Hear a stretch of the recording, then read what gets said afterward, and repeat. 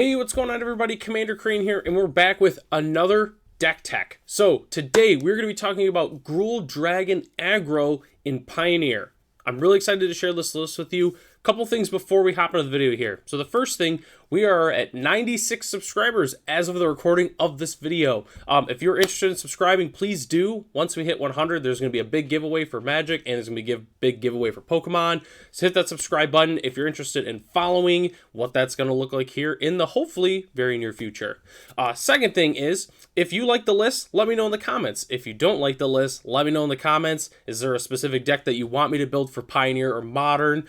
Just let me know below. And the last thing is, for those who've been watching the channel for a little while now, obviously, well, a couple things. One, you know I love Gruul decks. B, you know that I built a Dragons list a while ago. It was a Gruul Dragons list. So this list is a little bit different. This list is actually more aggro. So the last list was like Dragon Lord Atarka, Inferno the Star Mount, Sea the Unwritten, like just a big monsters list. This list, though, is the curve stops at 5, essentially. Like, it's like our big dragons, like our 5-drop dragons, is like as high as we're going. There's a little bit more aggro. You'll see what I mean here in a minute when we hop into it here. And also, since I made that video, we've had a couple new sets come out. There's some new quality of life improvements that Dragons has had recently since I made that video, and we're going to go over that here. So, all right, Gruul Dragon Aggro. We're going to see some very familiar faces for sure in this list, but we're going to hop right into it. So, 4 Elvish Mystic, 4 Land War Elves. We're a red-green deck in Pioneer. We need a ramp. Of course we're playing these. Staples of the format. They make mana. It's you generally want to keep hands with them. And it's weird that this isn't our 1-drop, but 1 Shivan Devastator. So, red and X, Flying Haste, Dragon Hydra. Enters the battlefield with X/1/1 counters on it. Essentially, when I was building this deck, I wanted one more dragon for a card that I will be showing here in a minute. But it's just one. It's really great flex card. You can play it really at any level of the curve. Sometimes you play it on 3 to follow into a big 5-drop dragon. Sometimes you play it late game for like an 8/8. If you have a bunch of mana, a couple treasure tokens, then you cast it and it's just a huge dragon. So just 1 Shivan Devastator though.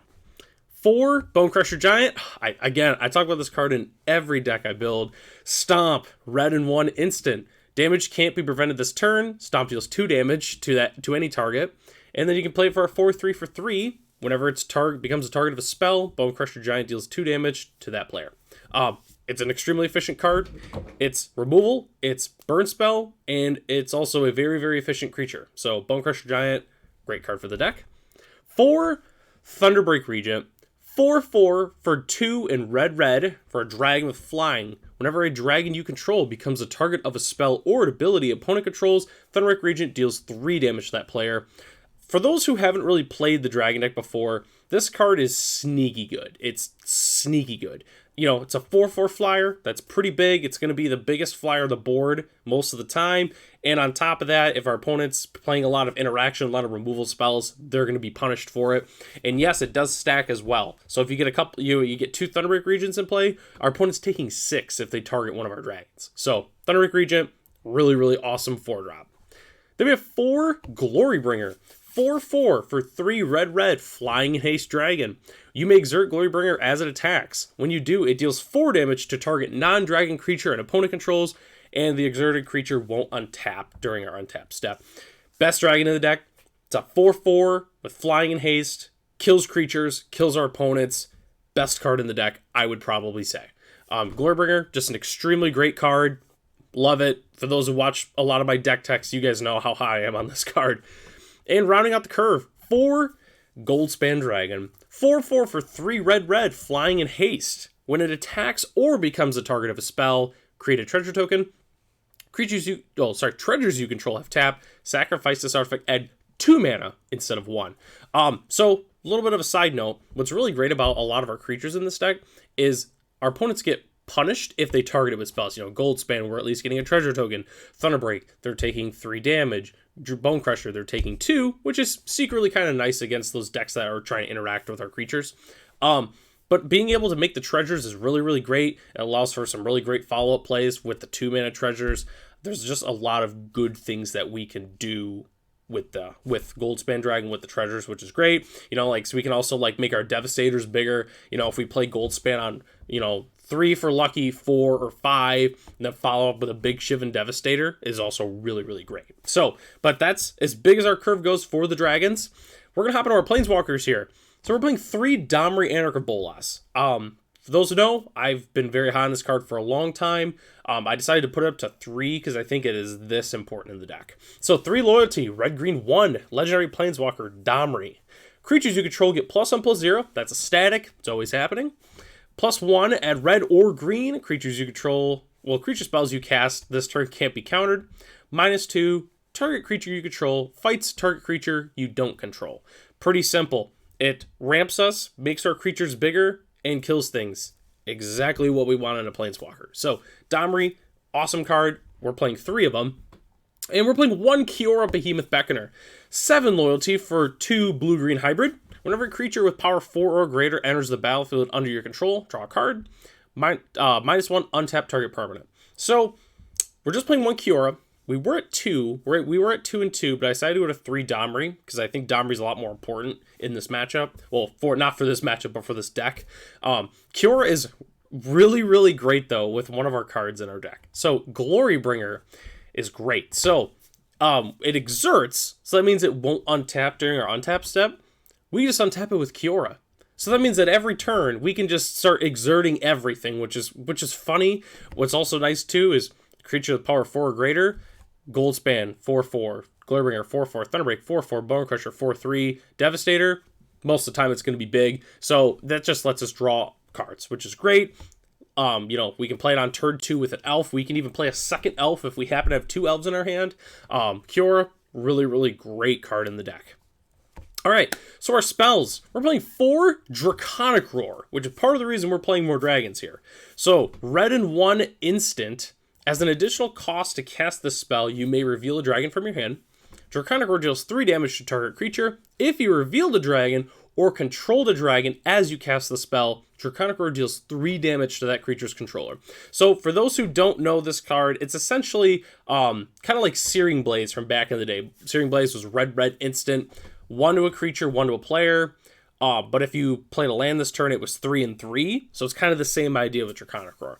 It gets rid of our opponent's creatures and lets us put on the pressure. That 3 damage can definitely rack up over time. I've played games where I just hit him with Draconic Roar a couple times, like 2-3 Draconic Roars, and then just 2 dragon attacks was able to get the job done. So this card's really, really great. Also, why we're playing the Shivan Devastator, I wanted to have 13 dragons in the deck to make sure that we're revealing with our Draconic Roar. Because this card is very not good if we're not revealing a dragon, and we want to make sure that we have one in our hand or in play. So that's why we're playing so many dragons, and we have 4 Draconic Roars because it's a great card. 1 Shatterskull Smashing, red X, deals X damage divided as you choose among up to 2 target creatures and or planeswalkers. If X is 6 or more, it deals twice X divided. Shatterskull Smashing is a great card. Big fan of Shatterskull Smashing. We also mostly play it as the land more often than we do the actual spell, but it's a really great insurance policy if we need it. So then we have 2 Orb of Dragonkinds. So, Orb of Dragonkind is red and 1 for an artifact. We can tap 1 and tap it, add 2 mana of any combination of colors, only to cast a dragon or activate a dragon spell. Red and tap, sacrifice it, look at the top 7 cards of your library, you may reveal a dragon and put it in your hand.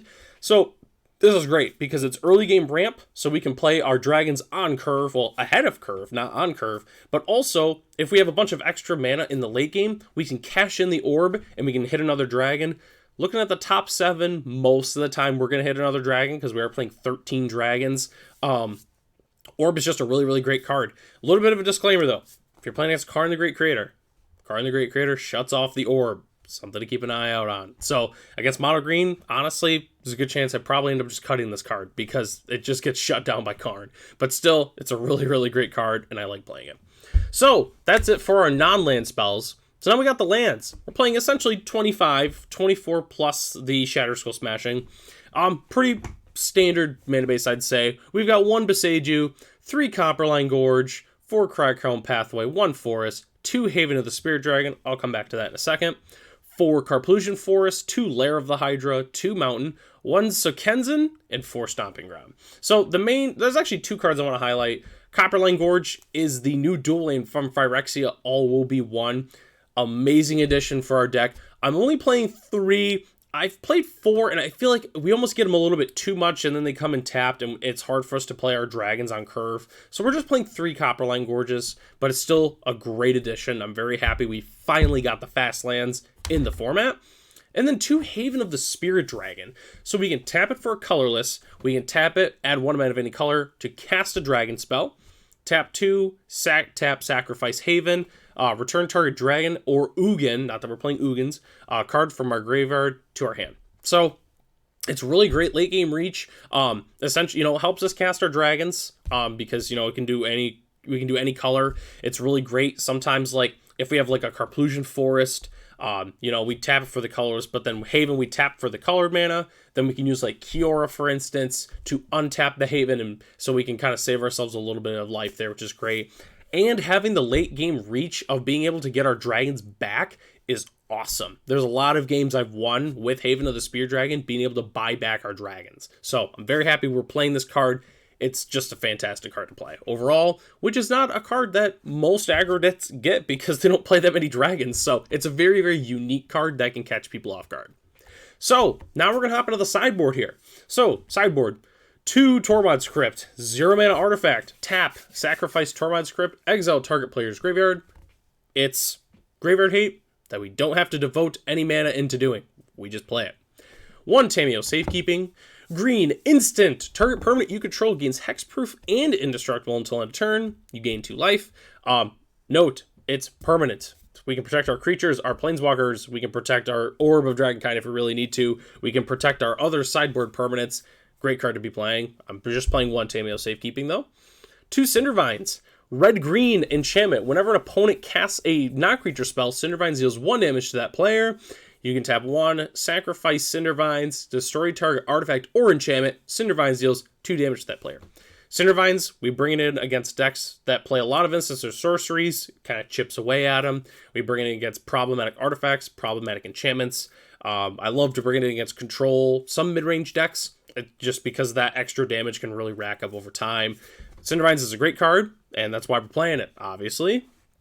2 Damping Spheres, 2 mana artifact. If a land is tapped for 2 or more mana, it produces colorless instead. Each spell a player casts costs 1 more to cast for each other spell that player has cast this turn. 2 reasons we're playing it. Well, 3. Nykthos, Lotus Field, and I would say Phoenix. So obviously with Phoenix, it's hard for them to bring back the Phoenixes. Lotus Field, it doesn't make 3 mana of any one color. It only makes colorless. And then with Nykthos, they can't combo with the Nykthos. So that's why we're playing Damping Sphere. Pretty straightforward card. It's a really, really great card in the format. Arguably the best sideboard card in the format. 1 Anger of the Gods. Red, 1 sorcery. Anger of the Gods deals 3 damage to each creature. If a creature dealt damage this way, would die this turn, exile it instead. I wanted 1 board wipe in this format, well, in this deck, and I decided to play Anger because there is actually a lot of relevance to exiling cards now in the format, so I wanted to make sure that we were playing Anger of the Gods. Card is really, really great. It gets rid of problematic creatures. It's great against like the really quick, like the humans, elves, aggro decks. It's great. So yeah, we're playing just 1 Anger of the Gods. 2 Klothys. So for those who don't know, for a long time, I've been super high on this card. It's been in the main board. I decided to cut it from the main board because while some matchups it is the best, arguably the best card in the matchup, some matchups it doesn't really do anything, and I wanted high impact cards at all times, so that's why I decided to move Klothys to the sideboard. But for those who don't know, red, 1 for 4/5, indestructible. As long as your devotion to red and green is less than 7, Klothys isn't a creature. At the beginning of your pre-combat main phase, exile target card from a graveyard. If it was a land card, add red or green. Otherwise, you gain 2 life, and Klothys deals 2 damage to each opponent. It's this card comes in so many matchups. I mean, like, there's not a lot of matchups it doesn't really come in, I would say, especially post-board when, sometimes matchups get a little bit slower, a little grindier. Yeah, the card is it's incredible. 1 Rampaging Ferocidon. You know, I love dinosaurs. We got to fit at least 1 dinosaur in the deck somewhere. 3/3 for 2 and a red. Dinosaur with Menace. Players can't gain life. Whenever another creature enters the battlefield, Rampaging Ferocidon deals 1 damage to that creature's controller. Simply put, it's really, really great against like the angel decks that want to gain a ton of life. Really any deck that's like that. Decks that go really wide, I'll typically bring it in on the play. So that way, you know, when they're trying to go wide, play all their elves or goblins or humans, they're taking a lot of damage in the meantime, which allows us to finish them off. And it's just a great body. 3/3 for 3 with Menace. Like, solid card overall. So, just 1 Ferocidon, though. A little bit of a metagame call, but still a great card. 2 Rebel Salvo. So, 2 and a red, instant affinity for equipment, which this spell costs 1 less to cast for each equipment you control.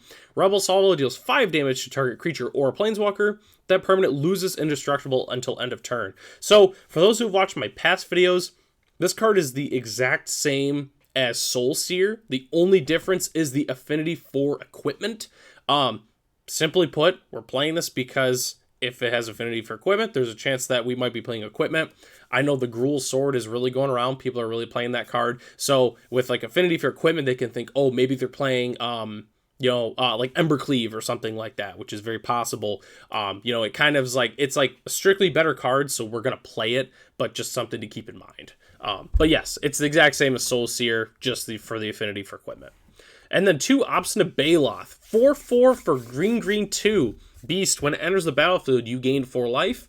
If a spell or ability an opponent controls causes you to discard Obstinate Baloth, put it onto the battlefield instead of putting it into your graveyard. So, simply put, we bring this in against the Liliana decks, so like the black mid-range decks that play Liliana, and we also bring it in against like aggro decks because, you know, we get a big body that gains us 4 life. Obstinate Baloth is a great card. It's funny because they both, like, Liliana came in Dominaria United, and then Obstinate Baloth was the Brothers' War, which I think is kind of funny. It's a great card overall. I'm excited to have it in the sideboard. It feels like a very good sideboard card, too. Like, if you're playing against aggro, and, you know, we're sitting there, you know, we're stopping their creature, you know, Draconic Roar, playing blockers, and then we play a Baloth, and we're at, like, 19, and it's, like, turn 4 or 5. They're way behind. At that point, we're going to start taking over the game, and Obstinate Baloth helps us do that. So, Obstinate Baloth, really, really great sideboard card overall. So, that is the deck. Gruul, Dragon, Aggro. For those who made it all the way through the video, I appreciate you guys for watching. Again, like I mentioned before, we are so close to 100 subscribers. If you want to know what's going to happen when we hit 100 subscribers, go ahead and subscribe to the channel. There's going to be some great giveaways. I'm really excited to share that with everybody. And as always, the deck list will be in the description below if you want to check it out, if you want to build the list. I'd like to thank everybody for joining me. I'll catch you in the next video.